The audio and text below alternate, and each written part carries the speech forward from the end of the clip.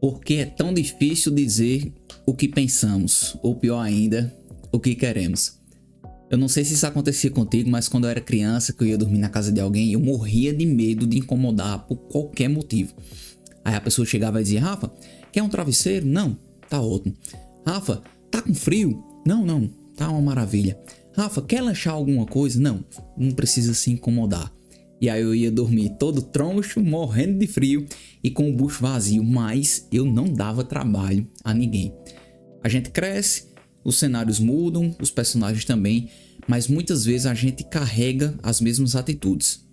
Não falamos o que pensamos no trabalho, dificilmente discordamos de alguém, não queremos incomodar ninguém por qualquer motivo que seja. É por isso que é tão urgente procurar entender bem o que a gente vai conversar aqui hoje, que é por que é tão difícil dizer o que pensamos, como isso atrapalha sem eu nem saber e como podemos mudar esse nosso comportamento. Meu nome é Rafa Barbosa, sou professor de filosofia e aqui toda semana eu te ensino como ter um pensamento cristalino, que são 3 princípios da filosofia para você ter uma cabeça aberta, curiosa e original. E essa pergunta de por que é tão difícil a gente falar aquilo que a gente pensa, por que é tão difícil falar aquilo que a gente quer, é uma pergunta que sempre meus alunos me fazem, que sempre a galera quer discutir sobre isso.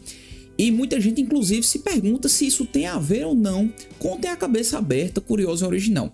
E na realidade tem tudo a ver, porque para que a gente tenha a cabeça assim, você deve lembrar que a gente precisa de 3 princípios, que são o princípio da pluralidade, o princípio do repertório e o princípio da navegação. A pluralidade é a gente olhar por vários ângulos, repertório é a gente buscar melhores possibilidades e navegação é a gente pensar e agir com independência. E é aqui na navegação onde o bicho pega. Por quê?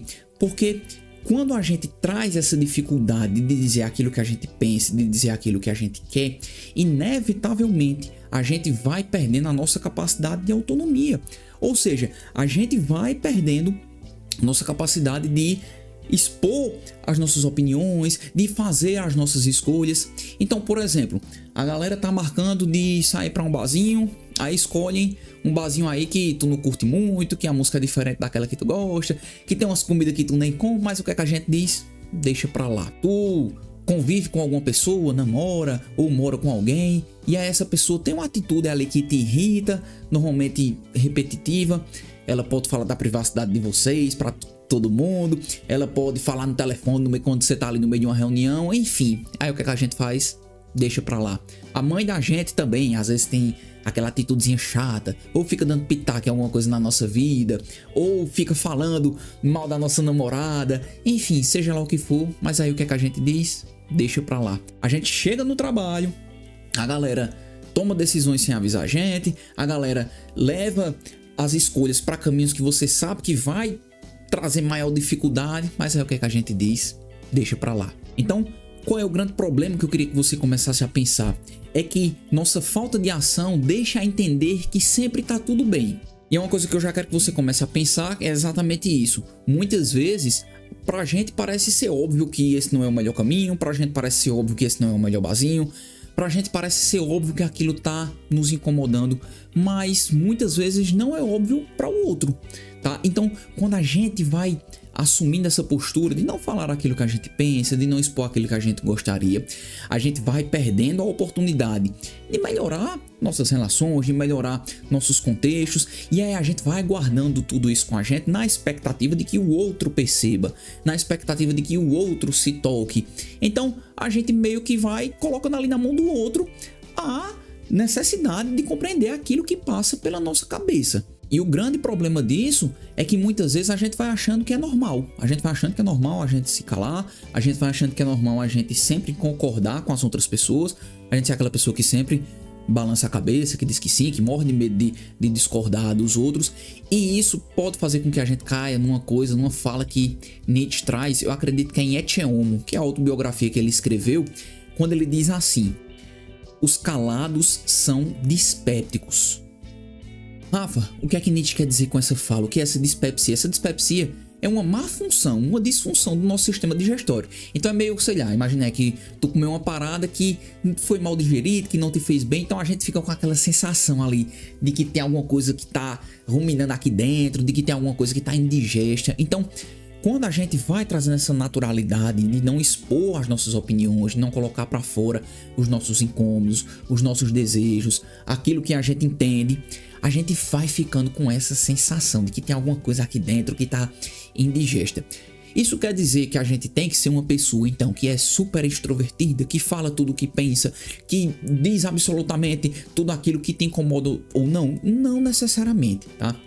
A ideia que Nietzsche traz e que eu quero trazer nessa nossa conversa aqui hoje não segue por esse caminho.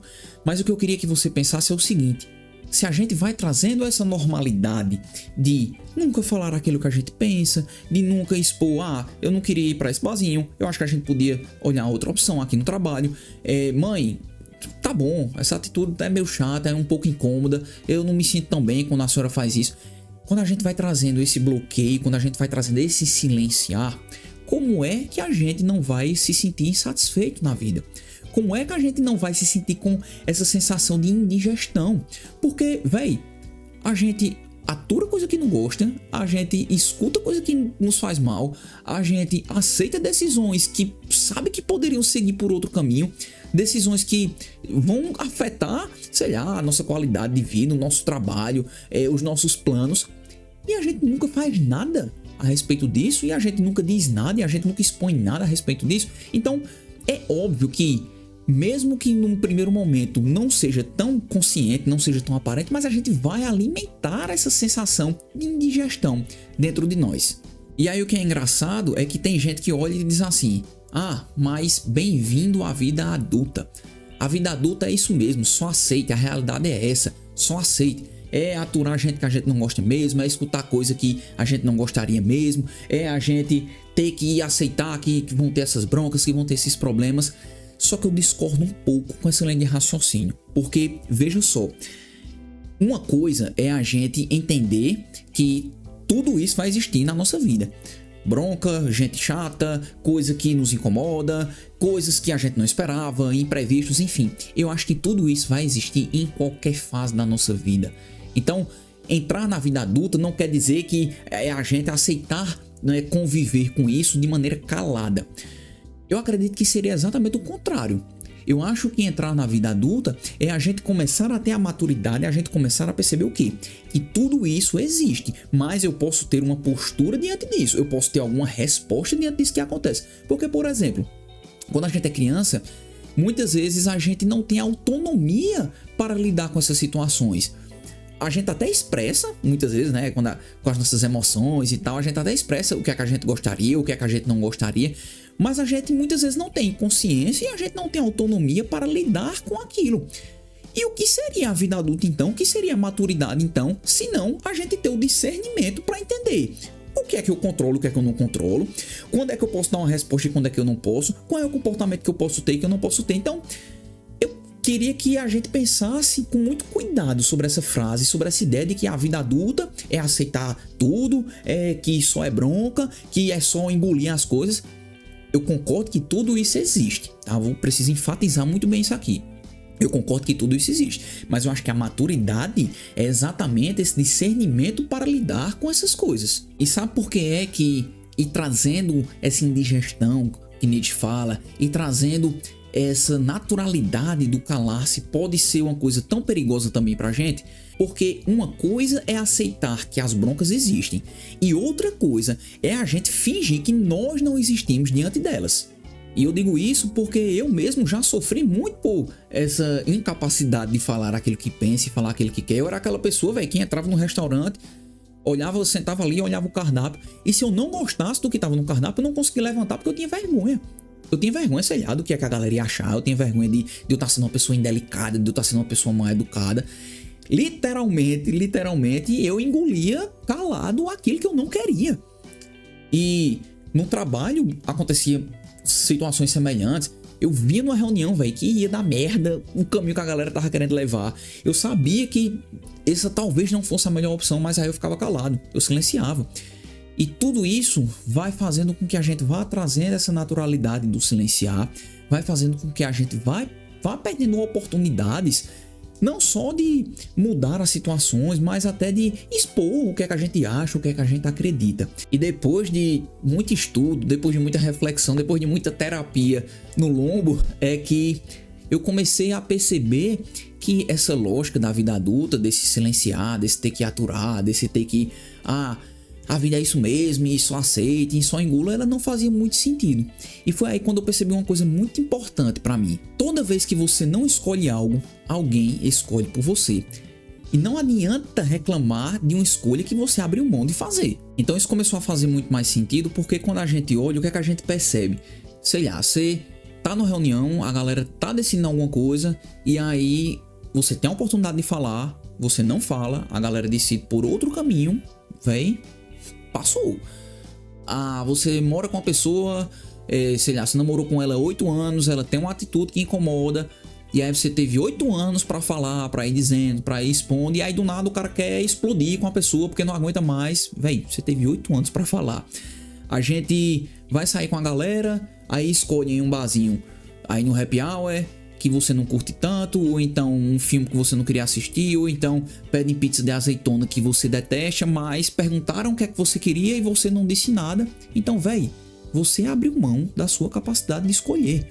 Então, quando a gente abre mão dessa capacidade, quando a gente tem a possibilidade, não necessariamente de escolher, mas pelo menos de opinar, de dizer o que é que a gente acha, o que é que a gente acredita, como é que a gente acha que poderia ser, e não necessariamente que a gente quer que aquilo aconteça, que a gente quer que seja exatamente do jeito que a gente pensa, mas quando a gente abre mão de pelo menos tentar, aí não adianta a gente estar reclamando de muita coisa. E aí tu pode estar se perguntando agora, Rafa, beleza, muitas vezes eu percebo que eu tenho essa postura de não dizer o que eu penso, não dizer o que eu acho, de não dar pitaco no sabor da pizza, porque eu acho que vai incomodar as pessoas, de não pedir para aumentar um pouquinho a temperatura do ar-condicionado, porque eu tô tendo hipotermia, mas eu tenho medo de incomodar a galera que tá dormindo ali no quarto comigo.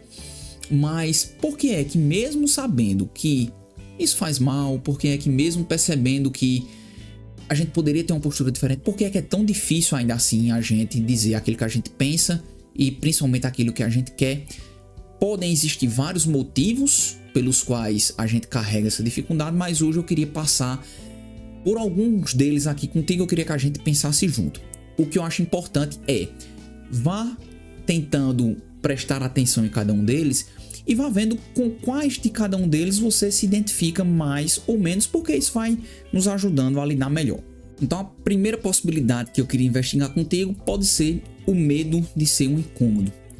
O medo de ser um incômodo pode ser um grande motivo pelo qual nós temos a dificuldade de falar aquilo que pensamos e aquilo que queremos. Rafa, por que é que isso acontece? De onde é que surge esse medo de ser um incômodo? Podem ter várias possibilidades diferentes.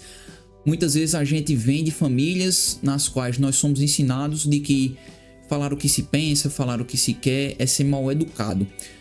Às vezes não é nem que a gente é ensinado isso, mas às vezes a gente passa por situações na nossa família que, sei lá, o nosso irmão requer um pouco mais atenção do que a gente, por alguma questão de saúde, ou os nossos pais passam por alguma dificuldade no dia a dia, no trabalho, e a gente, enquanto criança, enquanto jovem, enquanto adolescente, a gente vai entendendo que quanto menos trabalho a gente der, quanto menos a gente for um peso para eles, melhor.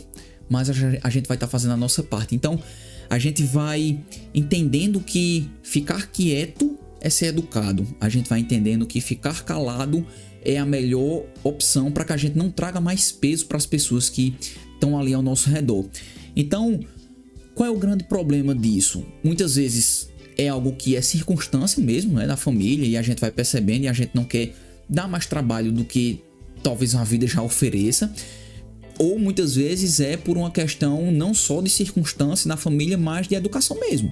A gente recebe os parabéns por ser quieto, a gente vai para casa da nossa tia Samara e a nossa mãe, o nosso pai diz o que? Não peça absolutamente nada à sua tia Samara, fique calado, não aceite o biscoito quando ela oferecer, não diga que quer tomar banho de piscina quando ela te chamar, não peça absolutamente nada. Então a gente vai entendendo que ficar calado, ficar quietinho, é ser educado, a gente vai ganhando os parabéns e a gente carrega isso para nossa vida.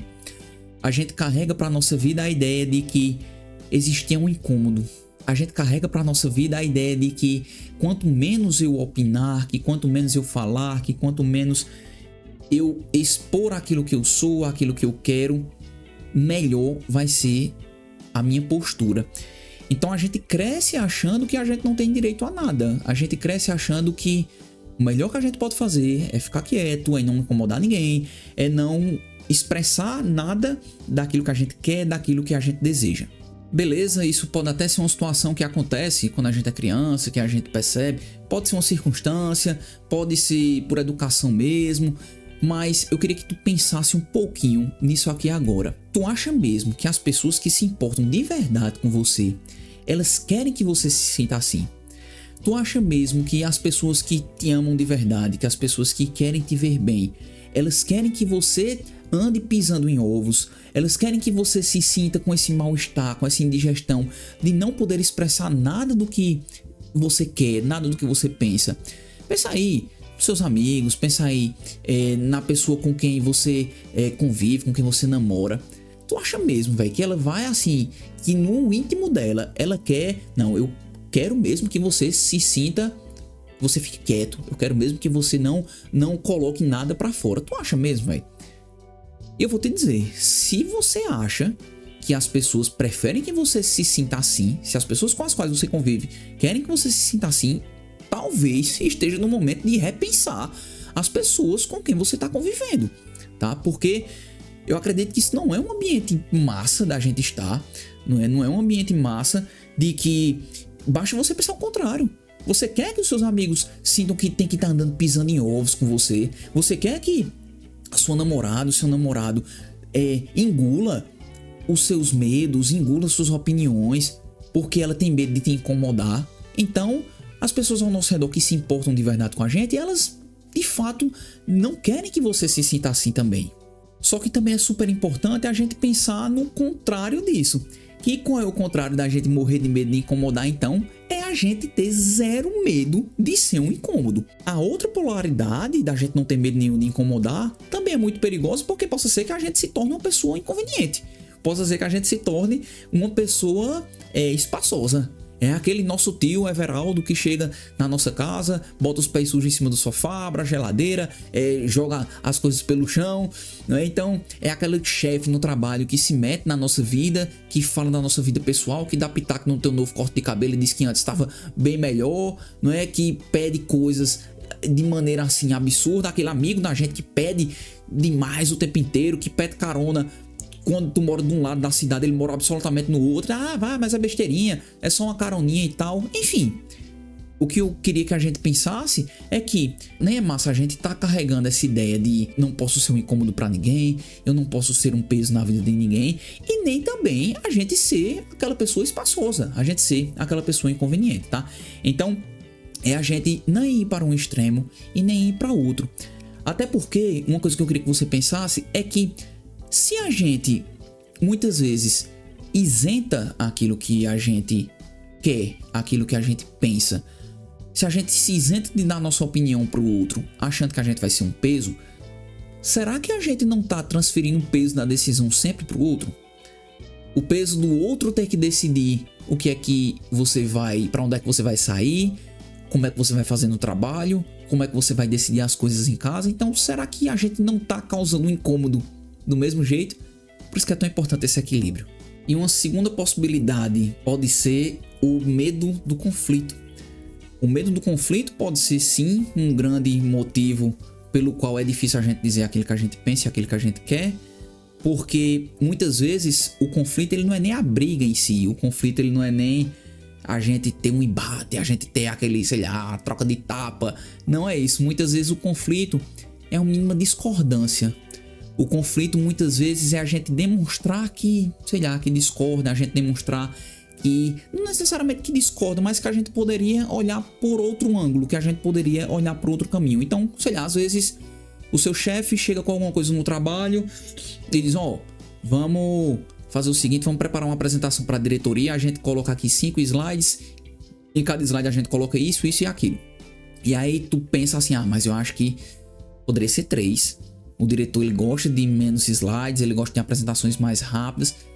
Então não necessariamente você tá discordando do seu chefe, né? Você tem uma opinião complementar, mas aí a gente fica com muito medo de que isso cause um conflito.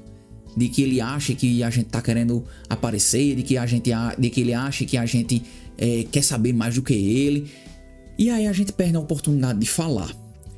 Ou então, sei lá, o pai da gente chega e fala uma parada que ele recebeu uma notícia no WhatsApp, né, dizendo aí de um novo remédio para emagrecer e tal, não sei o que. Só que a gente sabe, velho, que não faz muito sentido e tal. E a gente tem medo de dizer, de falar isso, né, pelo fato do que o nosso pai pode achar, pode ficar magoado com a gente, pode ficar frustrado com a gente, porque a gente não apoia ele nos sonhos dele. Então a gente fica morrendo de medo de ter esse tipo de conflito. E outra possibilidade que é massa da gente pensar é quando, sei lá, um amigo da gente faz uma cagada, a gente sabe que ele fez uma besteira, ou então uma amiga, e aí ele vem e conta aquilo pra gente e a gente não tem a coragem de dizer, velho, eu acho que tu errou, eu acho que tu vacilou, porque a gente tem medo que ele deixe de contar com a gente. A gente tem medo de que ele olhe e diga assim, velho, eu venho aqui pra te contar uma parada e tu vem esfregar coisas na minha cara. Enfim, a gente tem medo de que as pessoas elas se afastem da gente, a gente tem medo de que elas olhem pra gente de maneira diferente. Então, esse medo do conflito não necessariamente é a briga, é uma discordância muito grave, vai muito nesse sentido também. Só que é uma coisa que é muito importante da gente pensar, é que muitas vezes o medo de preservar a nossa relação, ela pode estar prejudicando as nossas relações. Porque, pensa aqui comigo, muitas vezes a gente quer se isentar de falar alguma coisa por medo de magoar o outro e tal, mas será que a gente vai estar sendo verdadeiro de fato com outra pessoa? Será que a gente não vai estar engolindo coisas que a gente vai explodir lá na frente? Será que a gente não vai estar deixando de dar o direcionamento verdadeiro do que a gente pensa? Não é de mostrar, e o cara lá na frente olha e diz, velho, por que você não falou isso antes? Por que você não disse? A gente fica com esse medo. Muitas vezes a gente pode estar prejudicando as nossas relações. Teve uma parada que foi muito massa que aconteceu uma vez, que nem era uma pessoa tão próxima minha, era o brother que faz as minhas tatuagens, Arodinho, o cara é um monstro, e eu pedi pra ele desenhar um quadro aqui para o meu apartamento novo, de um elefante, e aí ele fez o primeiro esboço, eu não curti tanto, mas aí eu fui falar pra ele ali todo melindroso, né? Eu disse, velho, será que a gente não podia tentar assim? Será que a gente não podia fazer de tal maneira? Ele fez um segundo esboço, mandou pra mim, e eu não gostei do mesmo jeito e voltei pra falar da mesma forma. Velho, a gente podia tentar assim. E eles, Rafa, deixa eu te falar uma coisa. Pode ser bem sincero e dizer que não gostou. Não tem nenhum problema. O meu trabalho é esse, velho. O meu trabalho é eternizar coisa na pele da galera. E agora eu vou eternizar uma parada pra sua casa. Então, se eu não faço aquilo que você tá esperando, você não vai gostar, eu não vou gostar, e a gente vai ficar nesse ciclo infinito. Então, quanto mais claro, quanto mais aberto, quanto mais verdadeiro você for, vai ser melhor pra mim e pra você. Claro que a gente não tem essa abertura com todo mundo, claro que não é todo mundo que tem essa maturidade, mas muitas vezes o que acontece é isso. Muitas vezes a gente tem esse medo, tem esse receio, né, de dizer o que é que a gente acha, de dizer o que é que a gente pensa, só que a gente vai criando esse ciclo de retrabalho nas nossas relações. Só que, mais uma vez, também é importante a gente pensar no contrário desse medo do conflito, que é o quê? É o zero medo de conflitar. Qual é o grande problema? É que essa outra polaridade faz com que a gente se torne uma pessoa confrontativa, uma pessoa sem trato, uma pessoa sem filtro. Então, a gente vira aquela pessoa, velho, que quer brigar por tudo, a gente vira aquela pessoa que quer falar as coisas no momento em que não são cabíveis de ser falado, não é? Então, uma coisa é a gente conseguir discordar, é a gente conseguir apresentar opiniões diferentes, é a gente conseguir dizer o que é que a gente pensa, o que é que a gente quer. Mas a gente também tem que ter o trato de entender o momento de fazer isso. De entender que falar tudo aquilo que a gente quer não torna a gente o fodão, não torna a gente o diferentão, porque eu falo tudo que eu quero mesmo, e eu não tenho medo do que ninguém vai achar. Véi, beleza, você vai estar sendo um babaca, me desculpe. Não é? Porque a gente precisa ter empatia, a gente precisa ter discernimento diante daquilo que a gente quer expressar. Muitas vezes tu vai nessa onda aí de querer falar tudo que quer, tudo que pensa a todo momento, e tu perde a oportunidade. Vai pedir uma parada ao teu pai numa hora que não é a mais massa, tu vai expor uma opinião para o teu chefe no momento que não é tão oportuno. Grande merda, tu vai estar só jogando a oportunidade no lixo. Então não é nem a gente morrer de medo, não é a gente ficar ali se martirizando por conta de ter medo de discordar, de apresentar uma opinião contrária, de apresentar uma possibilidade diferente. Muitas vezes não é nem o contrário, é só mostrar outro caminho, é só mostrar o que a gente queria, é só mostrar como é que a gente se sente.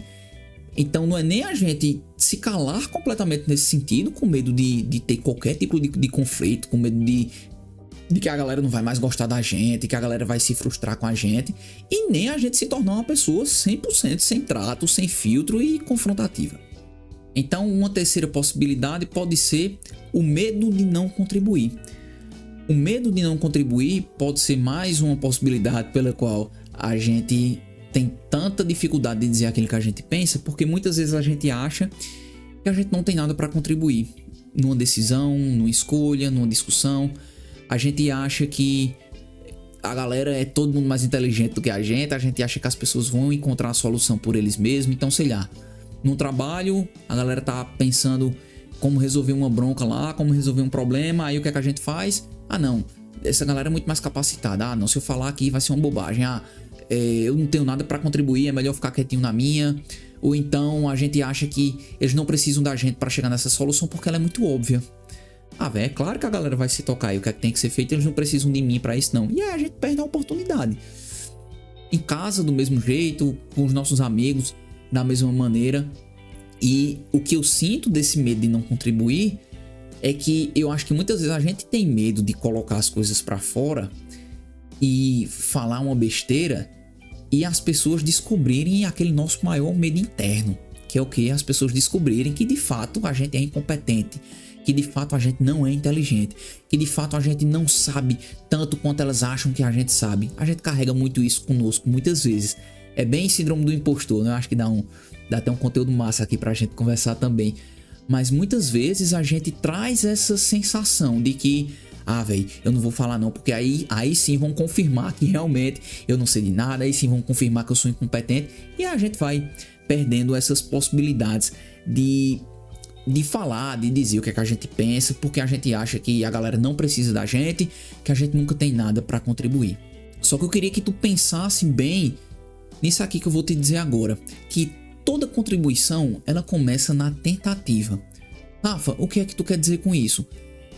Pra gente ajudar em algo, seja no trabalho, seja uma decisão na nossa família, seja uma situação que os nossos amigos estão passando, seja na decisão do barzinho que a gente vai sair, não necessariamente a gente precisa dar a palavra final, não necessariamente a gente precisa resolver 100% do problema ali com a nossa opinião, não necessariamente a gente precisa transformar aquela situação a partir do ponto de vista que a gente ofereceu. Só o fato da gente expor o que a gente pensa, só o fato da gente tentar ajudar, a gente já começa a ajudar. Então, quando a gente se cala, quando a gente não opina, quando a gente não expõe aquilo que é óbvio pra gente, a gente está perdendo uma chance de contribuição. Aí, meu filho, é que você não vai estar contribuindo mesmo. Aí é que você não vai estar ajudando em nada. Tem gente que diz assim, ah não, mas se não for pra ajudar, eu prefiro nem falar nada, eu prefiro ficar calado.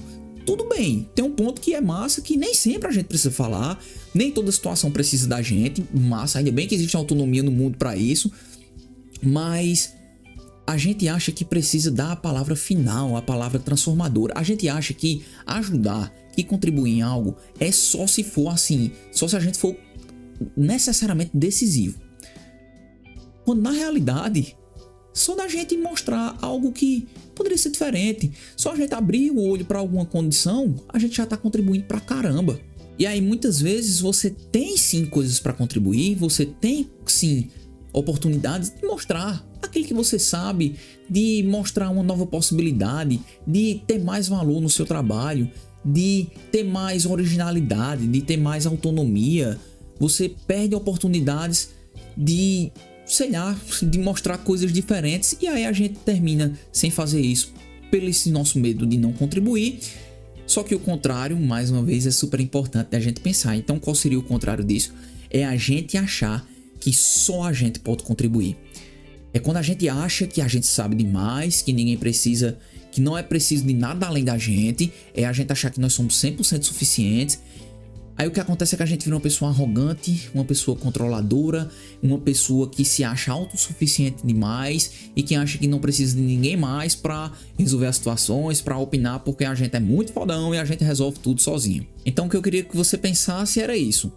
Nem ache que pra contribuir com alguma coisa, nem ache que o fato de você não expor a sua opinião é porque a galera é todo mundo muito mais inteligente do que você. Então nem se cale por ter medo de não estar ajudando, tá?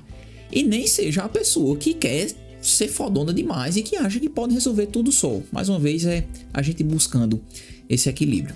E aí uma última possibilidade que eu queria pensar aqui contigo, que faz com que a gente tenha essa dificuldade de dizer aquilo que a gente pensa, de dizer aquilo que a gente quer, é exatamente a gente não saber o que a gente pensa e a gente não saber o que quer. Isso é muito comum, muitas vezes, de acontecer. E aí você pode se perguntar, Rafa, mas isso é um problema? Pode e não pode ser. Por que é que não pode ser um problema? Porque a gente não é obrigado a ter opinião sobre tudo. Porque muitas vezes a gente realmente não sabe o que quer. A gente muitas vezes não sabe o que pensa sobre um assunto. A gente não tem realmente uma opinião sobre aquilo e tá tudo bem que seja assim. Só que, por que é que eu destaquei esse último ponto aqui? Ele é mais curto, menor, mas por que é que eu destaquei ele pra gente pensar? Porque tem uma coisa que é super importante da gente trazer na nossa cabeça, que uma coisa é a gente de fato não saber o que a gente quer, o que a gente pensa a respeito de alguma coisa. Mas outra coisa é a gente entender até que ponto a gente realmente não sabe e até que ponto a gente escolhe não saber. Isso são coisas distintas porque muitas vezes a gente escolhe não querer saber o que é que a gente quer, a gente escolhe nem querer pensar em uma determinada situação e a gente vai terceirizando as nossas decisões, os nossos pensamentos para as pessoas que estão ao nosso redor. Por quê? Porque se a galera tomar a decisão e, sei lá, for bom ou for ruim, aí é por conta deles. A gente acha que é mais seguro da nossa parte a gente colocar as nossas decisões, as nossas ideias, os nossos pensamentos na mão das outras pessoas. Então, às vezes é normal a gente não saber o que a gente quer. Muitas vezes é normal a gente não saber o que é que a gente pensa sobre alguma coisa. Mas o que eu queria que você ficasse atento é quando a gente fica de olho, quando a gente escolhe não querer saber. É isso que eu queria que você começasse a pensar para poder ir trazendo essa situação. Imagina aí que tu viaja, sei lá, vai pra casa de um primo numa cidade distante, e aí teu primo pega e vai perguntando, Rafa, qual é o rolê que tu gosta de fazer, pra onde é que tu gosta de ir? E aí tu diz, não, pode decidir, vai levando aí pra onde tu acha massa e tal, não sei o que. Então a gente não se dá nenhum trabalho, né, de pensar, cara, mas o que é que eu acho massa, o que é que eu acho legal? E aí quando vê o teu primo na maior boa vontade do mundo, leva só pra canto mal assombrado, leva só pra rolê que não tem nada a ver com o que tu curte, nada a ver com o que tu gosta. E aí, no final das contas, a gente não pode fazer muita coisa, não é porque ele não sabia o que é que você queria, ele não sabia o que é que você pensava, ele não sabia o que é que você gostava. Mais uma vez, é normal não saber o que é que a gente pensa, o que é que a gente quer sobre muitas situações, mas quando a gente vai trazendo esse direcionamento, velho, o que é que eu curto? O que é que eu acho legal? Como é que poderia ser? Tem alguma parada que eu gosto mais? Ou então, pelo menos, pensar o contrário, velho, o que é que eu não curto? O que é que me faz mal? O que é que me deixa pra baixo? O que é que eu não acho tão massa assim de fazer? Porque aí a gente vai, pelo menos, tentando evitar que essas situações aconteçam, mas que a gente não se bloqueie de pensar se a gente realmente gosta ou se a gente realmente não gosta daquilo, que a gente não se bloqueie de pensar sobre essas paradas. E aí a polaridade contrária disso é exatamente o que? É a gente ter certeza demais. É a gente ser aquela pessoa que sempre tem certeza demais sobre o que quer, ser aquela pessoa que sempre tem convicção demais sobre aquilo que pensa.